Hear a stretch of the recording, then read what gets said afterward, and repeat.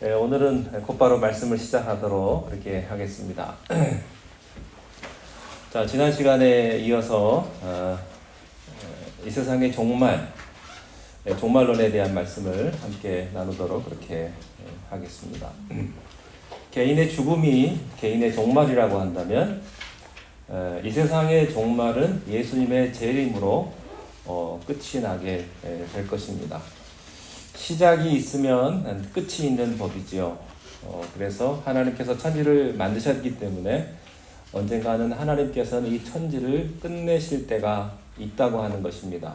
이것이 이 세상의 마지막 때요, 또 마지막 종말이라고 말씀을 드릴 수가 있겠습니다. 종말의 징조는 무엇인가? 종말론의 핵심은 심판입니다. 심판. 이 세상에 대한 심판. 특별히 하나님을 믿지 않고 하나님의 말씀을 거부했던 사람들에게 대한 심판입니다. 한 번 죽는 것은 사람에게 정하신 것이요, 그 후에는 심판이 있으리라 하는 것입니다.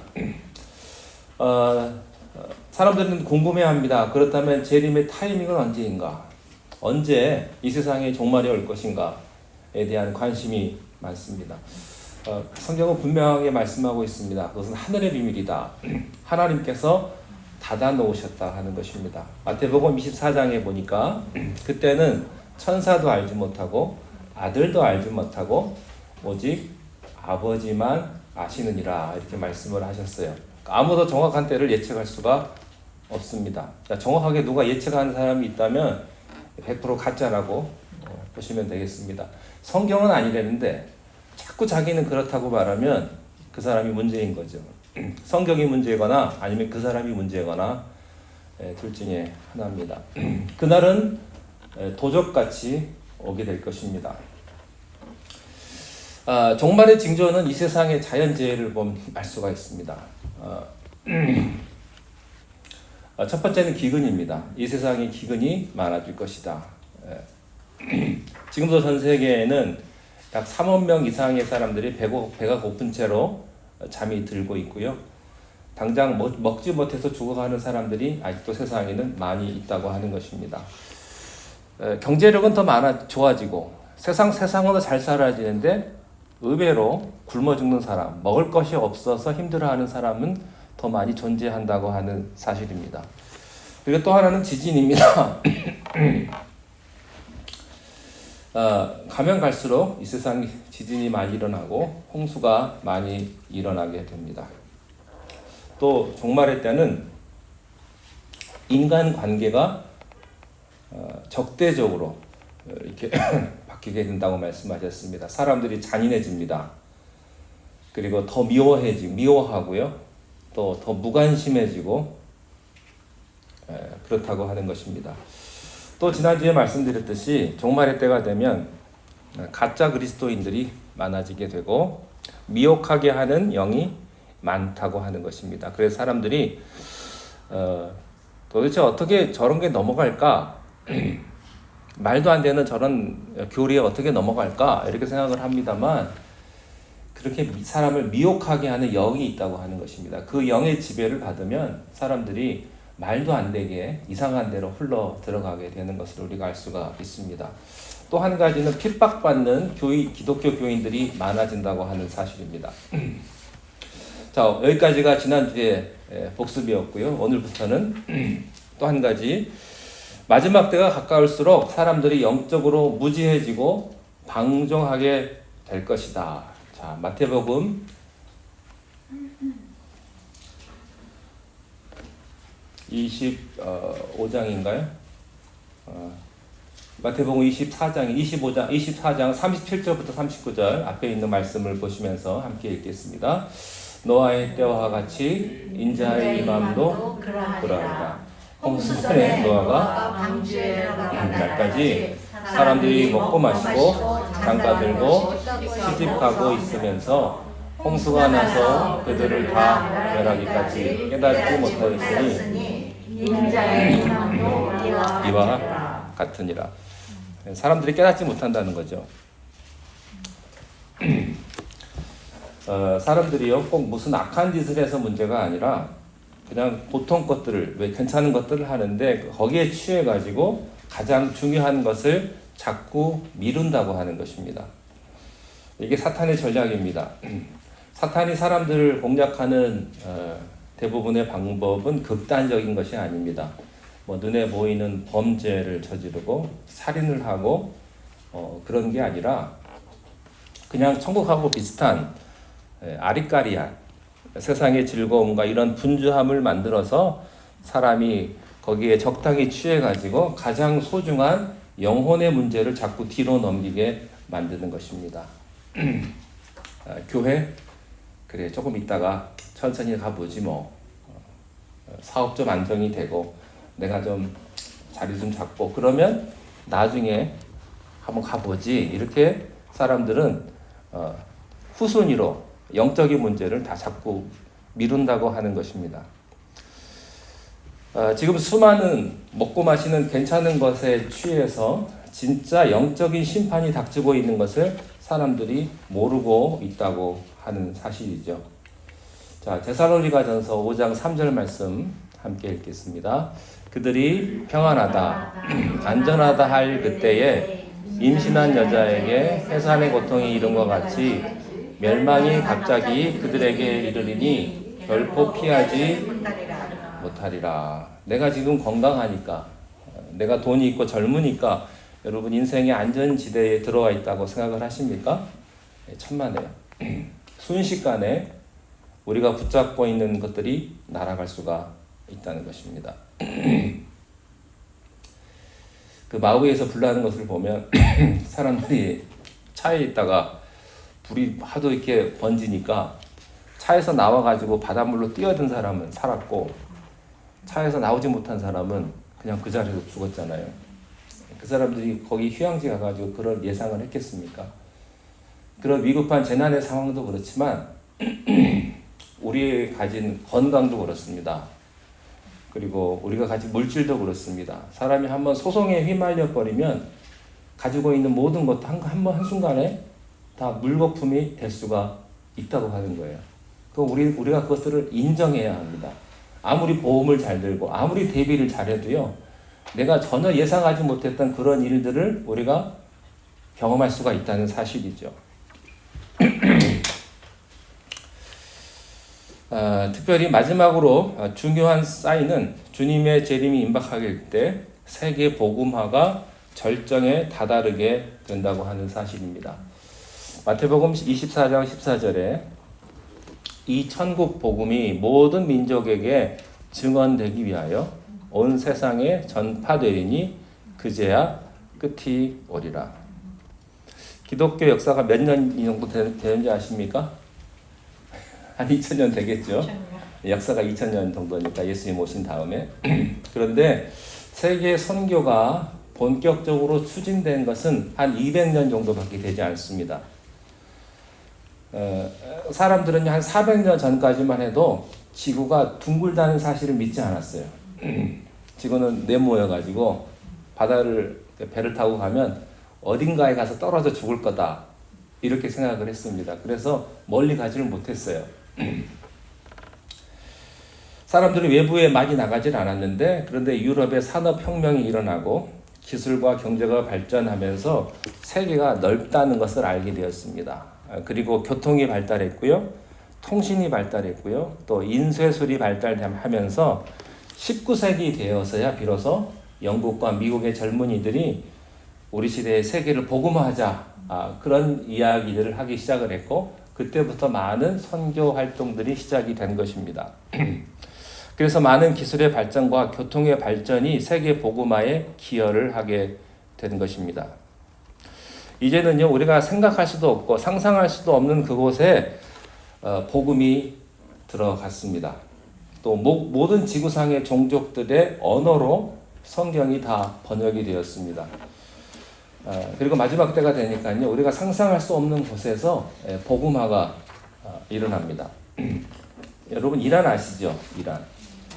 이란은 회교도들 가운데서 가장 엄격한 나라가 이란입니다. 이란은 정치 제도가요, 대통령 수상이 있지만 그것보다 위에 종교 지도자가 맨 위에 있습니다. 그리고 종교 경찰이라는 게 따로 있습니다. 그래서 그들이 종교적으로 그 종교를 어기는 사람들만 잡아가는 경찰이 따로 있어요. 그런데 지난 15년, 20년 동안에 사일런트 리바이벌이라고 그래가지고 이란에서 100만이 넘는 사람들이 조용히 예수를 믿게 되었습니다.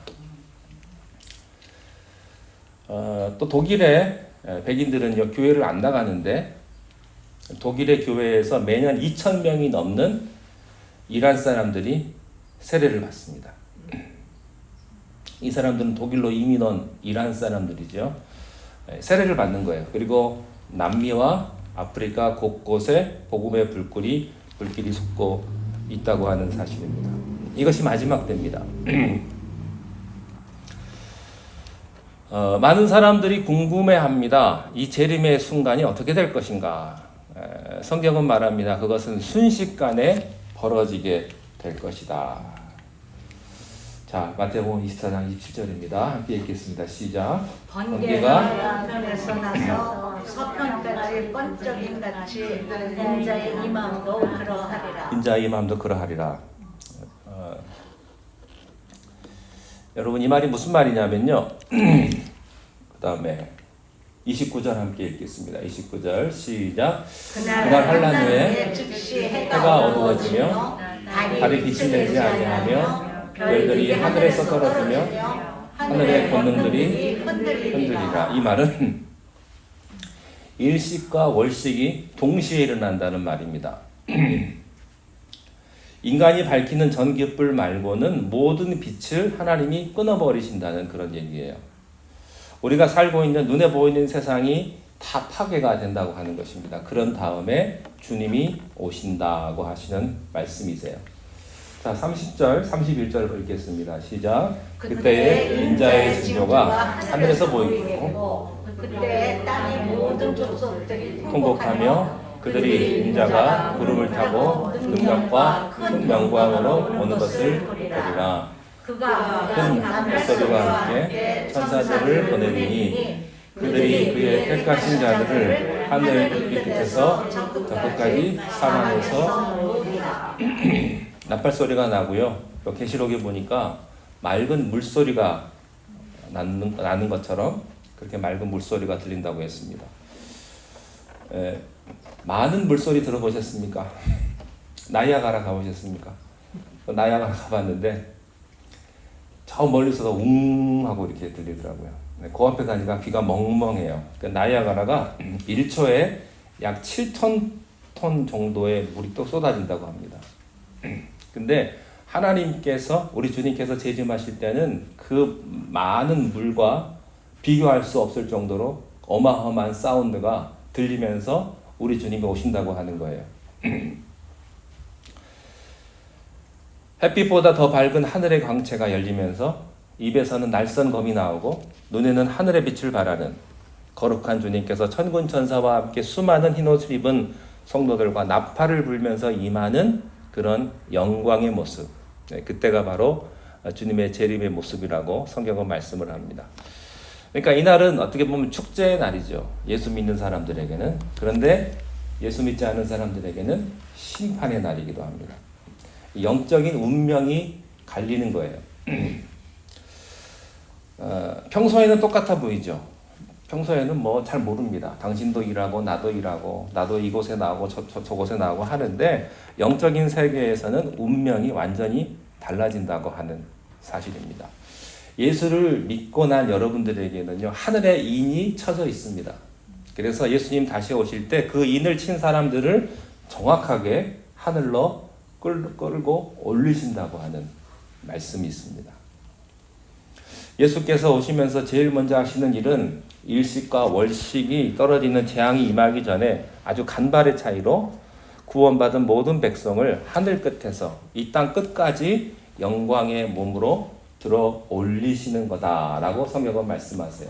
자, 데살로니가 전서 4장 16절 말씀 함께 읽겠습니다.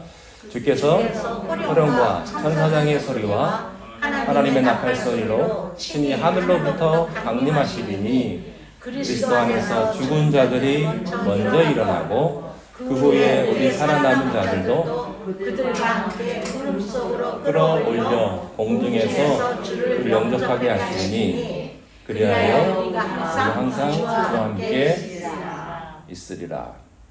구름 속으로 끌어올린다. 이것은 그 중력에 반하는 것이죠. 생각할 수 없는 하나님의 능력이 나타나서 우리를 끌어올리신다. 휴거를 의미하는 거기도 합니다. 여기서 먼저 들림받은 사람이 나오는데요. 먼저 들림받은 사람들은요, 그리스도 안에서 잠든 사람을 말합니다. 자, 4장 14절입니다. 우리가 예수께서 죽으셨다가 살아나심을 믿을진대 이와 같이 예수 안에서 잠든 자들도 하나님이 그와 함께 데리고 오시리라. 자, 영의 부활이 있고 육의 부활이 있습니다. 만약에 우리가 살아있을 때 죽기 전에 예수님이 다시 오신다면 우리의 영과 육이 동시에 들려져서 영광의 형체로 하늘나라에 동참하게 될 겁니다. 자, 그런데 문제가 있습니다. 예수님이 오기 전에 성도들은 그럼 어떻게 될 것인가? 이미 그들의 영은 하늘나라에 가 있지만 그들의 육신은 공동묘지나 땅에 묻혀 있겠지요. 그런데 하나님께서 재림의 날에 다시 불러 모으신다고 하는 것은 그들의 썩은 육체까지도 하나님께서 부활시키셔서 영과 육이 합친, 그래서 산자들의 영과 육이 부활하듯이 예수 안에서 이미 죽어있던 자들도 영과 육이 부활해서 천국에서 영원한 축제를 벌이게 된다고 하는 것입니다. 보통 무덤에 묻히면 우리 육체가 얼마나 갈까요? 몇 년쯤 되면 살은 다 썩고 뼈만 좀 남아 있을까요? 4년입니까? 그러니까 저희 아버지 묘가 한국에 있는데 시골에 있어요. 그 장례를 치른 지가 한 40년이 넘었는데 아마 아무것도 안 남아 있겠죠. 뼈만 좀 남아 있을 겁니다. 그래서 저희 형제들끼리 그런 얘기를 해요. 아버지가 저기 시골 멀리 계시는데 자식들도 잘 안 가가 보는데 나중에 누가 거기 가볼 거냐 이거예요. 누가 그걸 관리할 거냐 이거예요. 공원묘지에 있긴 있지만 돈 내고 관리해 주는 데 있긴 있지만, 그래서 그런 얘기를 했어요. 어머니가 돌아가시면 화장을 해가지고 아버지 묘를 이장이라고 하잖아요. 가서 화장해서 뼈를 같이 합장을 해서 한 곳에 모시자, 그런 얘기를 했거든요. 근데 여기서 우리의 문제는 그거예요. 뼈가루만 좀 남아있는데 어떻게 육신이 다시 부활하냐 이거예요. 근데 여러분 갈등하지 마십시오. 하나님이 시체를 어떻게 찾으시나? 뼈밖에 없는데. 그런데요, 하나님은 우리를 흙가루 가지고 우리를 만드신 분이십니다. 그러니까 여러분 너무 염려하지 마십시오. 부서진 몸이나 녹아진 몸이나 걱정하실 거 없습니다. 하나님의 전능하신 능력으로 여러분의 육체는 아름답게 부활하게 될 거예요. 뼈 그 조그마한 거 하나에도 DNA가 다 있잖아요. 그리고 거기 안에 모든 유전인자가 다 있잖아요. 그러니까 그거 하나만 있어도 누군지 금방 알아요, 과학적으로. 그러니까 하나님의 능력으로 그런 것만 하나 있어도 육신이 다시 온전하게 다시 소성케 되고 부활할 수 있다고 하는 사실이죠. 들려받은 사람들은 영원한 천국 잔치를 누리게 되는데, 문제는요, 악한 자들도 부활시킨다는 것입니다. 왜 악한 자들을 부활시킬까요? 심판하기 위하여. 그래서 천국이냐 지옥이냐 영원한 것을 결정하게 되는 것입니다. 그러나 하나님의 사람에게 있어서 재림이 두려움의 대상은 아니죠. 축제인 것입니다. 자, 많은 사람에게 그러면 지금 필요한 메시지는, 그러면 마지막으로 준비하는 진정한 종말론적인 신앙은 어떤 것이어야 하는 것입니다. 어떤 경건한 하나님의 사람에게 물었습니다. 선생님, 만약 내일 지구의 종말이 온다면 선생님은 오늘 무엇을 하실 것입니까? 그분이 대답을 합니다. 그냥 하던 대로 살겠습니다. 자신 있다는 얘기죠. 여러분, 공부 잘하는 아이에게는요, 예습 복습 철저하게 하고, 공부 잘하는 아이에게는 시험을 언제 치느냐가 중요하지 않습니다. 시험 날짜는 누구에게 중요한 줄 아세요? 공부 못하는 사람에게 중요합니다. 왜냐하면 벼락치기 해야 되거든요. 지금까지 준비를 못했기 때문에 당장 벼락치기를 해가지고 시험을 준비를 해야 되기 때문에 그게 굉장히 중요한 거예요. 우리가 주님 다시 오실 날만 안다면, 만약 10월 1일 날 주님이 다시 오실 날만 안다면 9월 31일 날까지 신나게 죄짓고 그리고 놀다가 마지막 순간에 세례받고 재산 다 기부하고 그리고 흰 옷을 입고 준비하다가 들림받으려는 그런 못된 사람이 너무 많기 때문에 주님께서 날짜를 숨겨버리신 것입니다. 그리고 성경은 재림을 준비하는 자에게 첫째, 자기가 지금 서 있는 자리에서 충성할 것을 그렇게 가르치고 있는 것입니다. 그래서 여러분, 우리가 현실에서부터 도망가면 안 됩니다. 마태복음 24장 40절 41절 한번 보시겠습니다. 그때에 두 사람이 밭에 있음에 한 사람은 내려가고 한 사람은 버려둠을 당할 것이요, 두 여자가 맷돌질을 하고 있음에 한 사람은 내려가고 한 사람은 버려둠을 당할 것이요. 어떤 사람은 맷돌을 갈다가 어떤 사람은 밭을 갈다가 주님의 재림을 맞는다고 하는 것입니다. 그것은 주님이 자신을 그 삶의 현장에서 열심히 감당하다가 올라갔다고 하는 것이죠. 여러분, 시한부 종말론을 믿는 그 이단들의 특징은요, 신자들의 삶을 세상의 삶과 격리시키는 데 있습니다. 주님이 다시 오시니까 하는 말이 뭐냐면, 가정을 떠나라, 학교를 떠나라, 학교도 그만두죠. 그리고 직장도 관둬라, 재산 다 처분해라. 그렇게 자꾸 신자들을 세상과 격리시키면서 주님 다시 오시는데 그게 무슨 소용이냐 그러면서 허무주의를 가르치는 것입니다. 내일 세상이 끝나는데 오늘 뭐 이렇게 하는 게 뭐가 중요하냐 하는 거예요. 그러다 보니까 어떤 사람들이 이단에 잘 빠지는지 아십니까? 사회에 잘 적응하지 못하는 현실 부적응자들이 이단에 잘 빠집니다. 어차피 사회에서 되는 일이 별로 없으니까 세상이 빨리 망했으면 하는 그런 바람이 있죠. 그렇지만 그들이 망각하고 있는 게 있습니다. 그것은 주님이 정하신 때까지는 하나님께서 하나님의 나라를 이 땅에서도 이루어 가신다고 하는 사실이라는 것이죠. 뭐 우리가 가령 이제 얼마 되지 않아 주님이 재림하시는데 우리가 교회를 아름답게 꾸밀 이유가 뭐 있겠어요? 야, 이대로 대충 살면 되지. 네, 그렇지 않다는 것입니다. 하나님의 구원받은 백성들이 있고 그 백성들이 우리를 통해서 전도받기를 원하십니다.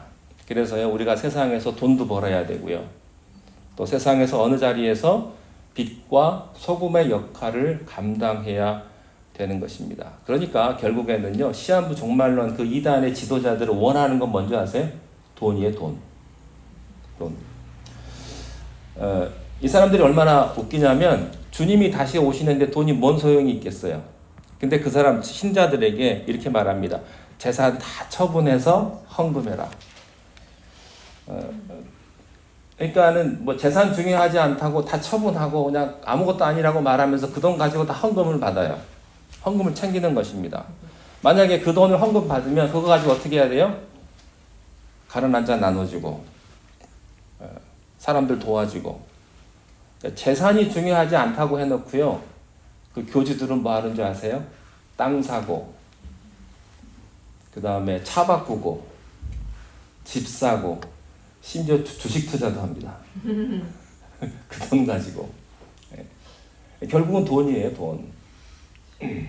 전부 다 무지한 사람들을 유혹하는 사기극입니다. 여러분, 진정한 종말을 준비하는 건강한 신앙의 사람들은요, 주님께서 지금 주신 이 자리, 이 현실의 자리, 사명의 자리로부터 도망가지 않습니다. 내일 멸망될지라도요, 내가 맷돌을 갈다가 밭을 갈다가 올라가는 거예요. 그 말은 우리가 천국에 올라갈 때 어떤 사람 손에는 고무장갑이 껴있고 어떤 사람 손에는 장갑이 껴있고 어떤 사람은 작업복을 입고 그렇게 천국의 하늘나라로 올라간다고 하는 것입니다. 그래서 주님이 이렇게 말씀하십니다. 착하고 충성된 종아, 그러므로 내게 주신 사명의 자리를 열심히 지키는 것이 종말을 지키는 건강한 신자들의 방법이라고 하는 것입니다. 자, 그리고 종말을 준비하는 그리스도인들은 어떻게 해야 되느냐? 심플한 삶을 살아야 합니다. 우리가 세상으로부터 도망가지 않고 사명을 다하지만 그렇지만 세상의 것들을 사랑하면 안 됩니다. 우리가 차를 타잖아요. 근데 차는 타는 거지 차는 사랑하는 게 아닙니다. 어떤 분들은 차를 타는 게 아니라 차를 사랑하세요. 그리고 어떤 크리스찬들은요 너무 자기의 취미를 사랑해요. 세상의 직함을 너무 사랑합니다. 그러다 보니까 인생이 너무 복잡해요. 여러분 그렇지만 하나님의 사람은요 인생이 심플해야 됩니다. 세상의 것들을 항상 느슨하게 잡고 있는 그런 연습이 우리들에게 필요한 것입니다. 그래서요 여러분 주식이나 부동산 투자에 너무 목숨 걸지 마시고 주식 투자 잘못해가지고 자살하는 사람도 있잖아요. 그 문제 있는 거예요. 우리도 물론 당연히 그런 거 다 하고 경제 활동을 해야 되긴 합니다만 너무 거기에 욕심을 부리지 않게 되시기를 바랍니다. 그거 못하면 큰일 나는 사람이 있어요. 네, 그렇지 않아요. 그거 별로 중요하지 않습니다. 네. 재림을 준비하는 사람의 손은 항상 소탈해야 되고요. 겸손해야 합니다. 너무 아웅다웅하지 마시고 여러분 때로는 손해를 봐도 그럴 수 있지. 네, 그렇게 생각하시고 혹시 여러분 자존심이 상해도 그냥 허허하고 그냥 그저 그럴 수 있다라고 넘어갈 수 있는 여러분 되시기를 바랍니다. 아멘. 그냥 뭐 부들부들 떨고 그러면 나만 손해요, 나만. 그냥 다 내꺼 하시고 그냥 다 흘려 보낼 수 있기를 바랍니다. 하늘을 바라보는 사람은요 심플하게 사는 사람이에요. 그래서 이런 말이 있어요. 심플하게 살든지 아니면 신풀하게 살든지 둘 중에 하나를 해야 되는 것입니다. 자, 세 번째 종말론적인 경건의 삶이 우리들에게 필요합니다. 베드로후서 3장 11절부터 13절입니다. 이 모든 것이 이렇게 풀어지리니 너희가 어떤 사람이 되어야 마땅하냐? 거룩한 행실과 경건함으로 하나님의 날이 임하기를 바라보고 간절히 사모하라. 그날에 하늘이 불이 타서 풀어지고 물질이 뜨거운 불에 녹아지려니와 우리는 그의 약속대로 의가 있는 곳인 새하늘과 새 땅을 바라보도다. 여러분 우리가 마지막 날이 임하면 임할수록요 세상은 더 악해지게 될 것입니다.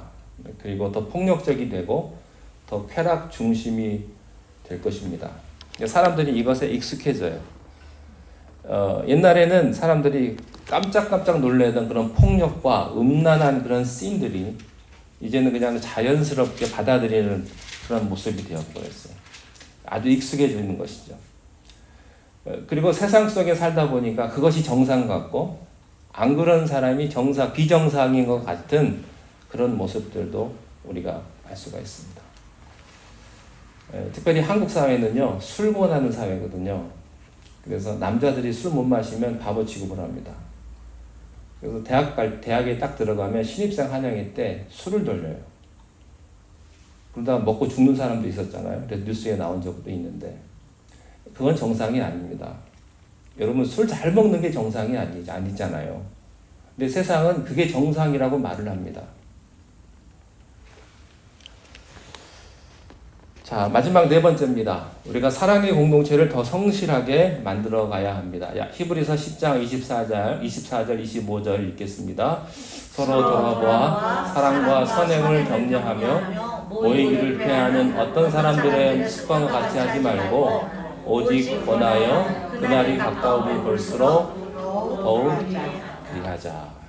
중요한 키는 서로 돌아보아 사랑과 선행을 격려하며 서로 모이기를 힘쓰라. 이렇게 말씀을 합니다. 여러분 이것이 우리가 악한 세상으로부터 우리를 지키는 확실한 방어책이자 공격책인 것입니다. 사랑하는 사람들끼리 모이는 거예요. 사탄은요 자꾸 바쁘다는 핑계로 모이지 못하게 합니다. 사탄은 우리가 헐뜯고 불평하는 일로 모이기를 원하지 이렇게 사랑하면서 격려하면서 모이기를 원하지 않습니다. 우리가 구역 예배 드리려면요, 못 모인 이유가 그렇게 많아요. 이유가 굉장히 많습니다. 난 이래서 못 나오고 저래서 못 나오고. 실제로 모이기가 힘들죠. 근데 사실은요, 마음이 없는 거예요. 별로 보고 싶지가 않은 거예요. 만나도 기쁨이 없으니까. 그냥 내가 불편한 사람도 있고 그 자리가 싫으니까 그냥 거기를 그냥 그 자리를 피해 버리는 거예요. 내가 별로 사랑하지도 않고 모여도 별로 의미가 없는 것 같고 그러니까 자꾸 모이지가 않는 겁니다. 그래서 구역 예배 모여봤자 뭐 밥이다 먹고 그냥 대충 얘기하다가 떠들다가 헤어지는 것 같고 교회를 나와서 예배를 드려도 뭐 별로 기쁨도 없고 그냥 설교를 들어도 그냥 그게 그 얘기 같고 만나는 사람 만나도 이렇게 별로 기쁨도 없으니까 자꾸 모이는 횟수를 줄여가게 되는 거죠. 그렇지만 우리는요, 자꾸 모여야 됩니다. 그래서 모일 때 핑계대지 않고 하나님의 사람들이 이렇게 자꾸 모여서 우리가 함께 예배도 보고 서로 위로도 하고 축복도 하고 그래서 우리가 은혜의 자리에 빠지지 않는 게 굉장히 중요합니다. 마지막으로 전도와 선교에 우리가 헌신해야 되는데요.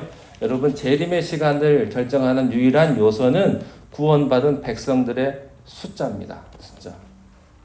여러분들이 세상에서 불신자를 만날 때 그분들을 생각하시고 그분들을 전도할 수 있기를 바랍니다.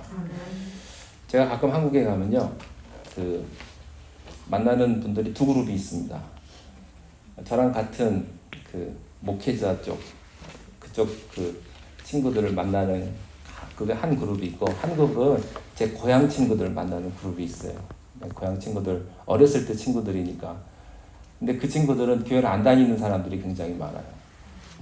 그러니까 뭐 제가 가끔 말씀드릴 때 왜 신부가 되기를 원했던 친구가 있고 막 이런 그 그룹들이 있습니다. 그러니까 성당에 다니는 친구, 또 무교인 친구, 뭐 불교를 믿는 친구 이렇게 몇 명들이 가끔 이렇게 모이면 옛날 얘기도 하고 그러는데 만날 때마다 마음에 무슨 마음이 드냐면 야, 얘네들 지옥 가면 나를 얼마나 원망할까. 친구가 목사인데 그 친구라고 해놓고서는 이놈 내가 지옥 가게 내버려뒀다고 네가 목사냐? 그런 이야기를 들을 것 같아요. 그래서 만나도 되게 불편하고요. 그들을 위해서 내가 기도할 수밖에 없습니다. 여러분의 가족 가운데 여러분의 주변 지인들 가운데 나중에 그분들 지옥 가가지고 여러분 원망할 수도 있어요. 아 그때 너 인마 나 좀 하나님한테 인도하지. 내가 너 때문에 지금 이 고생하고 있지 않냐고. 여러분 그때 후회하지 않게 하기를 위해서 지금 미리 기도하시고 그분들을 잘 전도할 수 있기를 바랍니다. 우리 교회가 전도와 선교에 힘쓰는 그런 교회가 되기를 바랍니다. 기도하겠습니다. 하나님 아버지, 이 세상에 종말을 준비하며 우리가 건강한 하나님의 백성들이 되기를 원합니다. 너무 이 세상에 욕심을 두지 않게 하시고 그렇지만 우리가 세상에서 최선을 다하며 성실한 모습으로 이 세상을 살아가는 우리 모두가 다 되게 인도하여 주시옵소서. 우리의 가정을 축복하시기를 원합니다. 우리 일터를 축복하시고 세상에서 물질 때문에 고통받지 않게 하시고 더욱더 많은 것으로 하나님을 섬기며 이웃 사랑을 전하며 또 하나님의 복음을 증거하는 전도자의 삶을 살아가는 우리 모두가 다 되게 하여 주옵소서. 예수님 이름으로 기도하옵나이다. 아멘.